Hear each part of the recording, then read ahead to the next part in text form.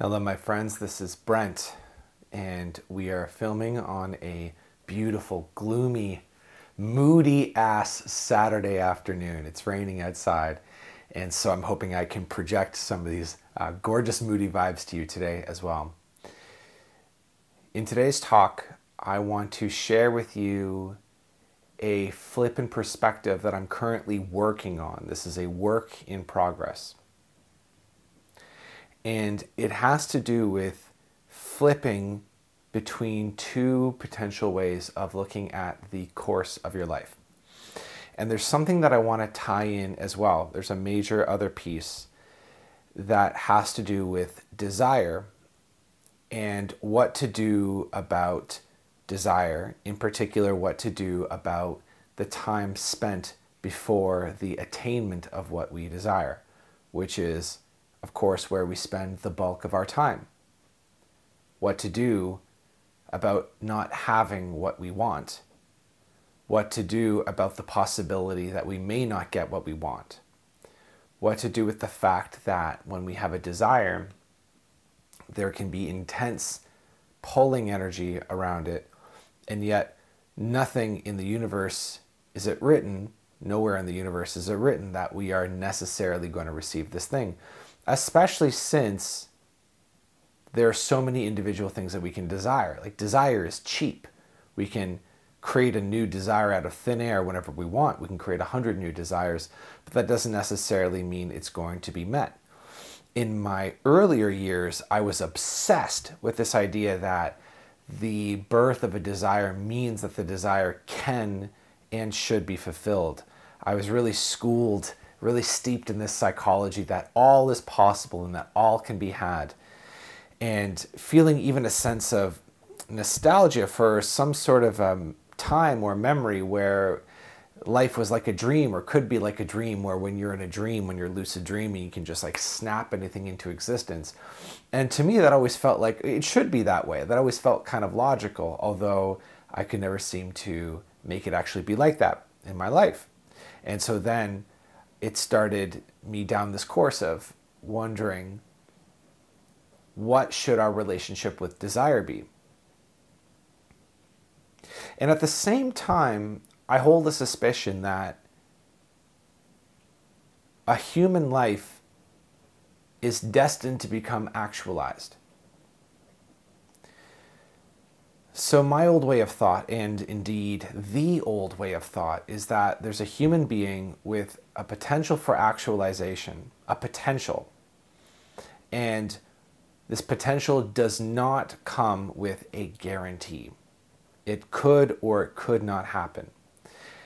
And in addition to that, of course, there's this feeling that becoming actualized is incredibly vital. It is of absolute importance, as we've discussed earlier in our talks on absolute versus relative importance. And yet, I'm more and more of the suspicion that actualization is not just a potential, not just a possibility, but a guarantee, an inevitability, and that it is our job, where we have our point of power, where we do have influence, is not in making this thing happen or not happen, and perhaps not even speeding it up or slowing it down, but determining the way that it unfolds, determining the inner emotional texture of how this unfolds. Does it unfold with ease, or does it unfold with struggle? And that's where our power is. And this isn't really an attractive thought for those of us who read Think and Grow Rich, those of us who read and grew up on 80s and 90s style self-help. And even when it comes to spiritual healing and empowerment through spiritual or occult practices like manifestation and the law of attraction, where this sort of thinking still puts you in a place of power and still puts the keys of your success back in your hands, although now it goes from a doing place to sort of a manifesting place. But there's still a sense of you have to do it. You have to manifest your actualization.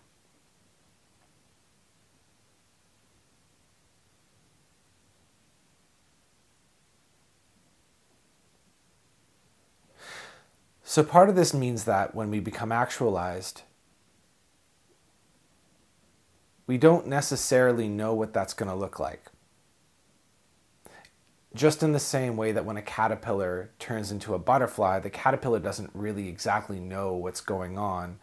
All the caterpillar can do is yield to what's happening, allow what's happening to occur, trust that what's happening is for its highest benefit, even though its existence as a caterpillar is crumbling. And then the caterpillar becomes a butterfly, and then we say that the butterfly is an actualized version of the caterpillar.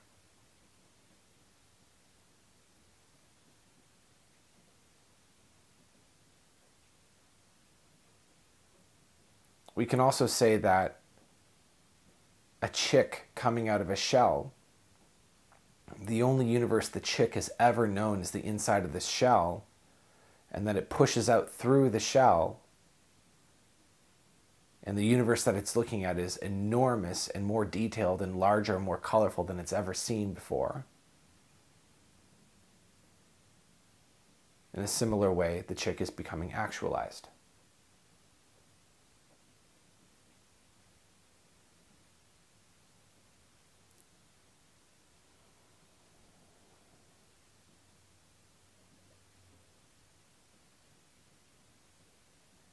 So I'm not asking you to believe this necessarily. But what I'm asking you to do, what I'm suggesting that you do, is that you open up to the possibility that this could indeed be an appropriate way of looking at the actualization of your potential. And we want to pay attention to a few things. We want to pay attention to how this idea falls in your body. How does it make your body feel? Does it bring about a sense of relief? Does it make your body feel more open and lighter? Or does it make your body feel heavier and more scared?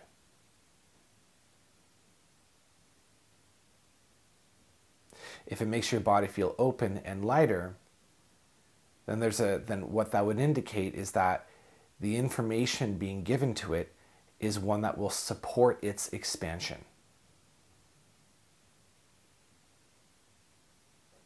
If it makes the body feel contracted and scared, then it will not support the body's expansion, the expansion of the personality, the expansion of the soul.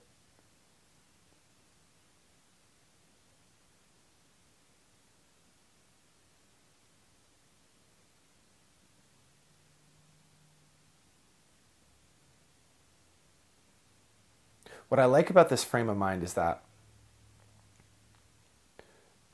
when we without even moving wholesale into this way of coming at it, just experimenting with it, just playing with it, just kind of feeling out what is it like to think about the actualization of your potential, again, as something that is inevitable, something that is underway, something that you only just determine the experience of the process. It totally reestablishes your relationship with your desire. And it opens up a little bit of room to exist in the space prior to the accomplishment of your desire. So look at where you are now. Just notice your situation now, where you are, how things are now. Notice the degree to which you have outstanding desires that you wish to be satisfied, ambitions and goals and objectives, all of that being a form of desire. The extent to which you have some desires already met, which you certainly do, but we're not used to paying attention to them. And notice how we're just in this in-between phase, with some desires met and some desires not met.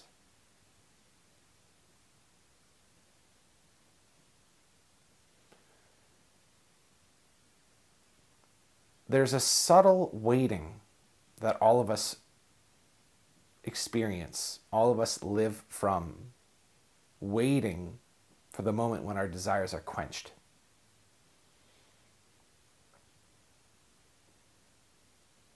But seeing as there's no guarantee about our desires, what we can do is drop the priority of our desire.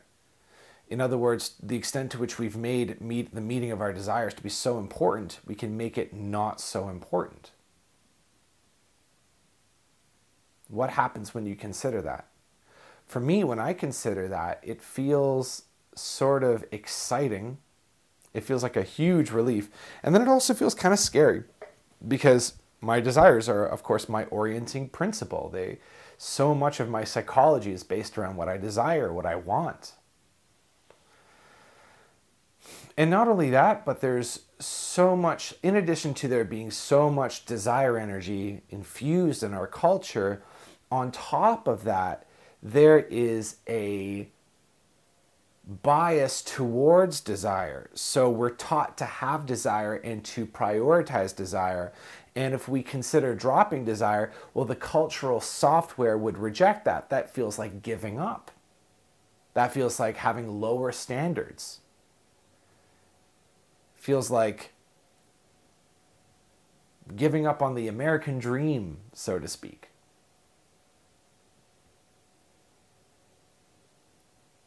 But I love this. And to me, this feels very much like the crux of releasing ourselves, relinquishing the campaign of the self. Having desires just meaning to have a campaign on yourself. Desires that can be so burdensome. So here's another test that we can run by ourselves now as we move into this, as we explore this together. Think about what you desire. Think about a handful of unmet desires that you have. And think about the road that you need to walk in order to get there. I would assume you have some sort of an idea of how to get these desires met, what your plan, your strategy. So think about all the distance that needs to be crossed in terms of time, effort, resources to get your desires met. Feel into that. Does that feel heavy? Or does that feel light?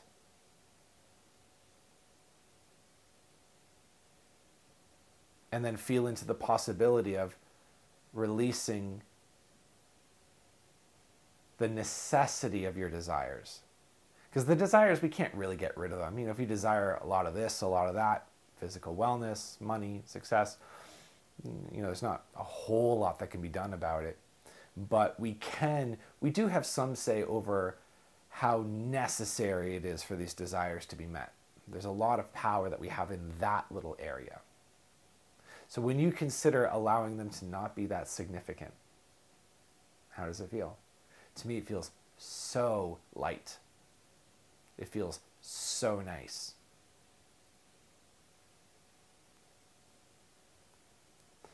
And it feels even more so like coming out of some sort of a heavy obligatory, like it feels like not doing my homework. I used to really dislike homework. It was complete obligation, complete heaviness, complete time wastery. So it feels like coming out of the obligation to do my homework, and now like I'm free to go and wander, go and explore.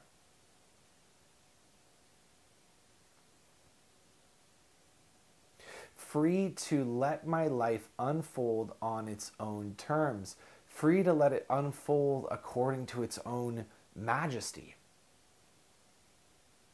Without this obligation to move upward along some sort of vertical trajectory towards success, we can move horizontally from one chapter to the next, from one location to the next, from one experience to the next.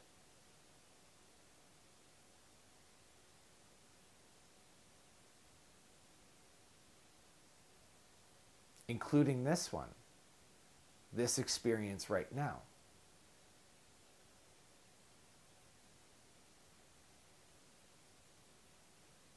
A lot of what we talk about here in these videos, discussing absolute actualization, discussing enlightenment and fulfillment,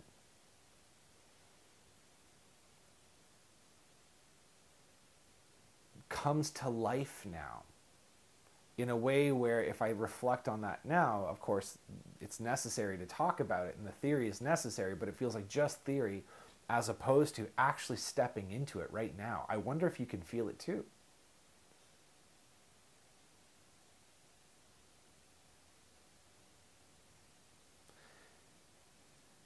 And there's no major thing required. You don't have to sign on the dotted line. You don't have to make some sort of massive commitment. All that's required now is just simply to play in this territory of, the title of this territory is, what if it's not so significant if our desires are met? What if our desires can just be a mental condition that we can be aware of,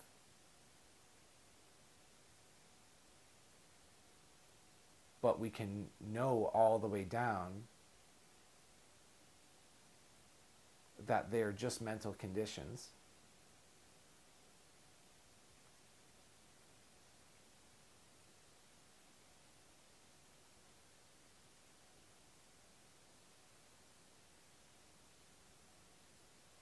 And there's no need to accomplish them. I'm speaking rather slowly here because, quite frankly, I'm channeling this.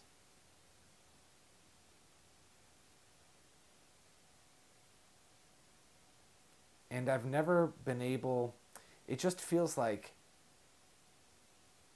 this whole concept of actualization is coming to life right now. And I need new words for it in order not to just tread down old mental pathways.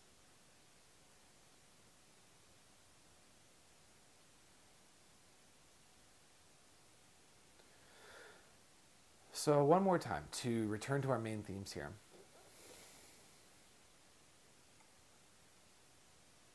What if you could trust that your actualization is completely baked in? It's dyed in the wool. It's guaranteed.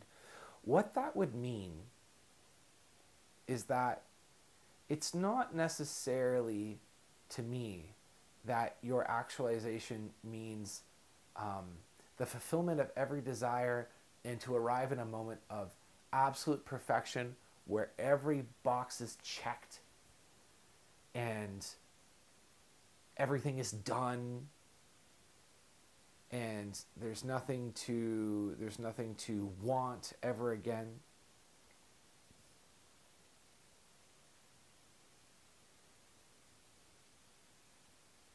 But instead, your actualization is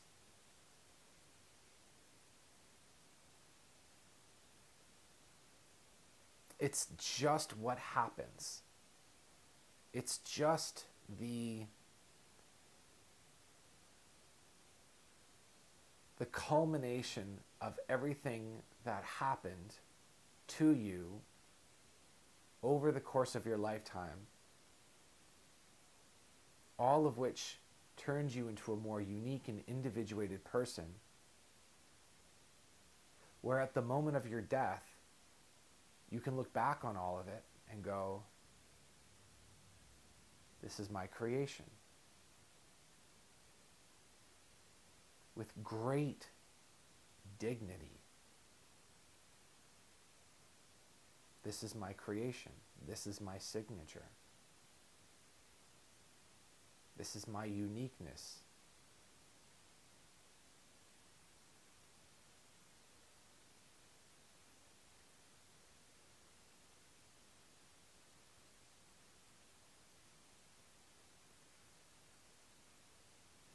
Nothing to be embarrassed about, nothing to grieve, nothing about which to feel shame, incompleteness, all of these being mentalized judgments handed to us from a culture that clearly doesn't have our best interest in mind.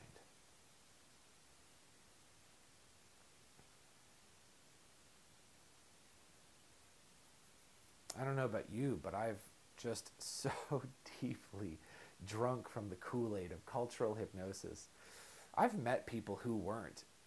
These are blessed people, people who just receive all the cultural conditioning about success, wealth, millions, millions, millions of dollars, millions of square feet, millions of followers, millions. We were all just, we were told that we could have millions of whatever unit. I just love how it's always millions of something. We were all told that we could have millions of views, millions of likes, and that we can, and it's amazing, and we should, and we'll be so happy, and the people who have attained millions are so happy, and their experience is so unique and so important.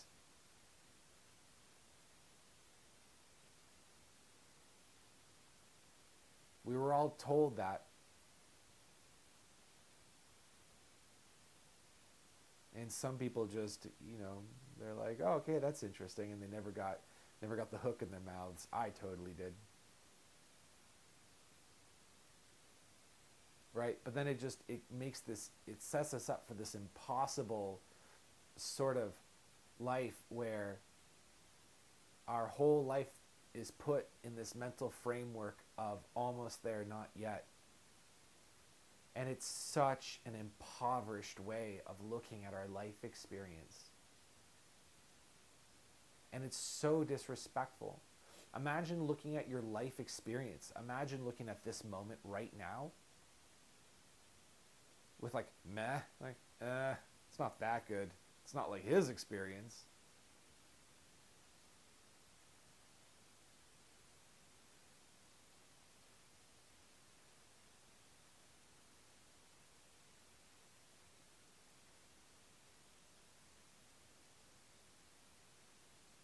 So that's what I came here to say.